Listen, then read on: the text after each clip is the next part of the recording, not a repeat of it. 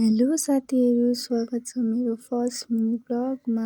आज चाहिँ म बिहानै उठेर म फ्रेस भएपछि नास्ता खाएपछि म चाहिँ कलेज जानलाई रेडी भएर कलेज पनि पुगिसकेँ। यहाँ चाहिँ देख्न सक्नुहुन्छ, आज चाहिँ मेरो कलेजमा एक्जिबिसन थियो। हामीले चाहिँ बिहानै डेकोरेसनहरू गरेको थियो। दिदीले चाहिँ सरलाई के सोध्दै हुनुहुन्छ, तिनीहरू चाहिँ मेरो साथी।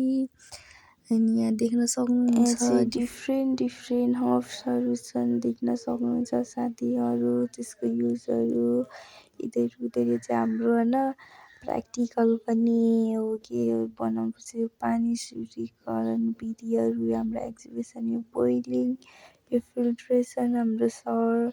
अनि त्यसपछि यिनीहरू दुइटा साथी सरसँग गफ गर्दैछन्। यो चाहिँ पानी शुद्धिकरण विधि देख्नुभयो, यो चाहिँ ह्यान्ड वासिङ, WHO को अनुसार 7वटा ह्यान्ड वासिङ छ, त्यसको स्टेप्सहरू त्यहाँ देखाइरहेको छन्।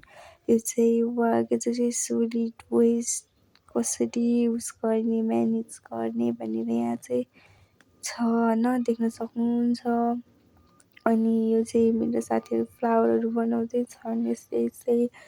अनि यिनलाई चाहिँ आऊ म तिम्रो भिडियो बनाइदिन्छु भनेको, यिनले नयाँ नाटक पारेर यिनको फेरि यहाँ। अनि फार्मेसी एक्जिबिसन 3rd फ्लोर भनेर यिनले चाहिँ देखाइरहेको छन्। अनि केही भन्दैछन् होइन, म चाहिँ भिडियो लिइरहेको छु। यो चाहिँ विपना दिदी, अनि यो चाहिँ हाम्रो ल्याबको सर।